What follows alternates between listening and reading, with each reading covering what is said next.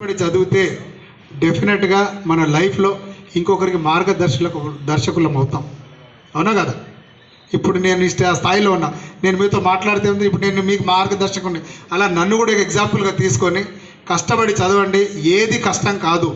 కాకపోతే ఒక గంట చదివితే మనం 2 గంటలు చదువుదాం, 3 గంటలు చదువుదాం. తల్లిదండ్రులు ఎంతో కష్టపడి మనని ఈ స్థాయికి తీసుకొస్తున్నారు. వాళ్ళ కష్టాలు కూలి నాలి చేసుకొని వాళ్ళు డబ్బులు మిగిల్చుకొని మన ఫీజులకు కానీ మన పుస్తకాలకు కానీ వాళ్ళు మనకు డబ్బులు పంపిస్తూ ఉన్నారు. ఆ కష్టాలు గుర్తించండి. ఎప్పుడు మన మూలాలను మనం మర్చిపోవద్దు. గుర్తుపెట్టుకోండి, మన పేరెంట్స్ మరవద్దు, మన కన్న ఊరిని మర్చిపోవద్దు. మనం ఏ స్థాయికి ఎదిగినా ఎంతటి పెద్దోళ్ళమైనా కూడా ఈ 2 అంశాలు మర్చిపోకుండా, ఒకటి మూలాలు, మనం ఎక్కడి నుంచి వచ్చినది ఎప్పుడు గుర్తుపెట్టుకోవాలి దయచేసి. ఎందుకంటే ఇప్పుడు నేను ఈ స్థాయిని ఉండొచ్చు అంటే నేను వచ్చింది చాలా చిన్న స్థాయి అనే స్థాయి నేను మర్చిపోతే మళ్ళీ నేను కిందికి వెళ్ళిపోతాను. అవునా కాదు? వాస్తవం.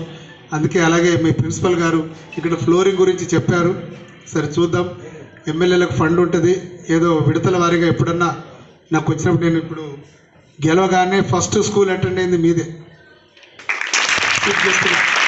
నేను శాసనసభ సభ్యునిగా గెలవగానే ఏ స్కూల్ కన్నా నేను వచ్చి భాషణ ఇచ్చినట్టే కేవలం ముఖ్య అతిథిగా మీ ప్రభుత్వ బాలల స్కూల్, గవర్నమెంట్ స్కూల్ నుంచే నేను రావడం కూడా చాలా అదృష్టంగా భావిస్తూ, పిల్లలకు ఒకటి టేక్ హోమ్ మెసేజ్, కష్టపడి చదవండి, తల్లిదండ్రులకు భారం కాకండి.